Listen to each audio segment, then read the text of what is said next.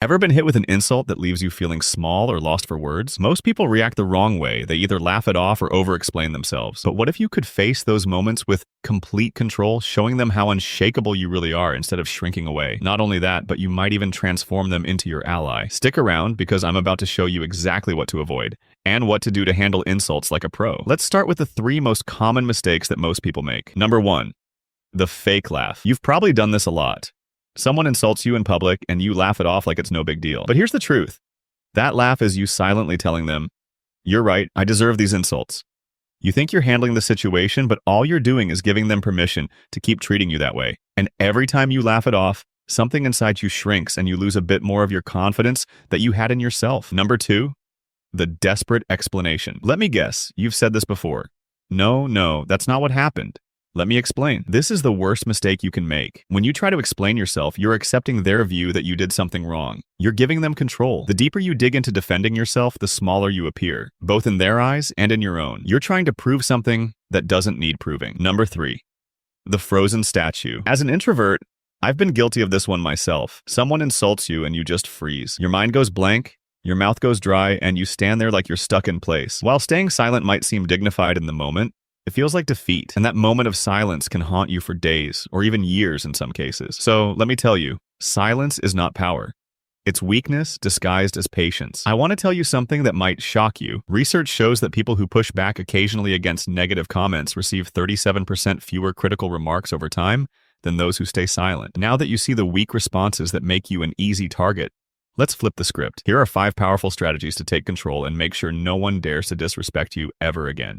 Number 1, the spotlight reversal. Someone insults you and your gut reaction is to defend yourself. But here's the right move.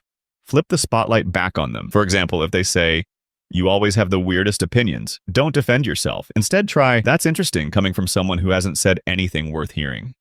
What's your take?" This works because it shifts the pressure back to them and shows you're not intimidated. But what if they double down, throwing sarcasm your way instead? That's when you use this next move. Number 2, the calm mirror. Here's the thing. When someone gets sarcastic, you don't need to shrink. You just reflect their energy back at them. They make a sarcastic comment, "Nice outfit, brave choice today." You don't flinch. Instead, you hit back with, "Thanks for paying attention." It's rare to find someone so detail-oriented.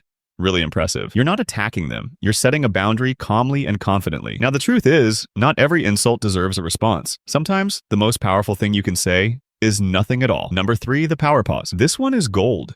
When someone tries to make you feel small, take a breath, make eye contact, and hold the silence for 3 or 4 seconds. Yeah, it'll feel like forever. Then just raise an eyebrow and move on like nothing happened. You're saying without words, "I heard you, I'm not affected." Your words don't matter. And trust me, that pause will leave them questioning themselves more than anything you could say. Number 4, the humor shield. You don't have to take insults seriously. Humor is your secret weapon. When someone says, "I'm surprised you're brave enough to show your face after what happened last time," you could reply, "I'm full of surprises.